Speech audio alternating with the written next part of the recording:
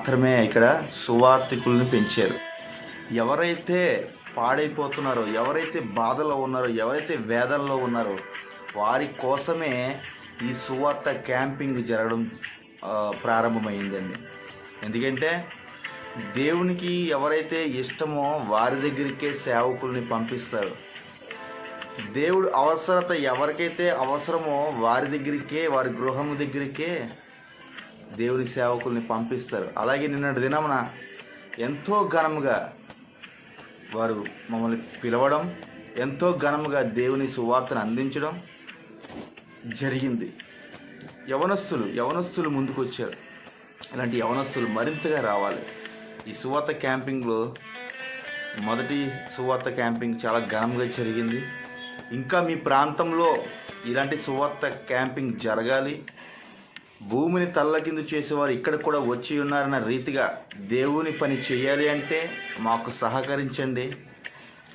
మీ ప్రార్థన అవసరతలు ప్రతిదీ కూడా నేను ఇక్కడ ఫోన్ నెంబర్ యాడ్ చేస్తున్నాను, డిస్క్రిప్షన్లో ఉంటుంది, చూడండి. ప్రతి ఒక్కరు కూడా దానికి వాట్సాప్ చేయండి. మీ ప్రార్థన ప్రతి అవసరాన్ని కూడా దేవుడు తీరుస్తారు. ప్రార్థన చేయడం మాత్రమే మా వంతు, ప్రార్థనే మా వంతు అండి. మీరు కంపల్సరీ దేవుడు కార్యాలు చూస్తారు.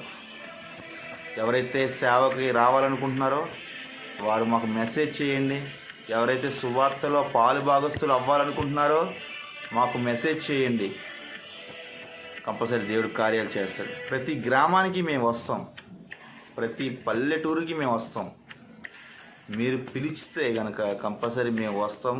మాకైతే ఏ ఒక్క రూపాయి కూడా మాకు వద్దు. దేవుడు మాకు ఏదైతే ఉచితంగా ఇచ్చారో అది మేము ఉచితంగానే మీకు ఇవ్వడం జరుగుతుంది. మేము ఏదైతే అనుభవ జ్ఞానంలోకి వెళ్ళామో అలాంటి అనుభవ జ్ఞానాన్ని మీకు మా ద్వారా దేవుడు కృప చూపించబోతున్నారు. ప్రతి ఒక్కరు సిద్ధపాటు అయి ఉండాలి. ఎందుకంటే ఆయన రాకడ అతి త్వరలో వస్తుంది. ప్రతి ఒక్కరూ బలిపీఠాలు కట్టుకోవాలి. ప్రతి ఒక్కరూ సిద్ధపాటు అయి ఉండాలి. అనేక మందిని వెలిగించేవారిగా మనం ఉండాలి. ఎంతసేపు మనం చీకట్లో ఉండడానికి దేవునికి ఇష్టం లేదు. ఎందుకంటే సమయాన్ని, కాలాన్ని ఆయన చేతుల్లో పెట్టుకున్నారు. ఈరోజు నువ్వు సేవ కోసం వెనకబడి ఉన్నట్లయితే, ఈ నా ప్రార్థన కానీ, వాక్యం కానీ, ఈ యొక్క మాటలు కానీ విన్నట్లయితే నువ్వు మారు మనసు కలిగి దేవుని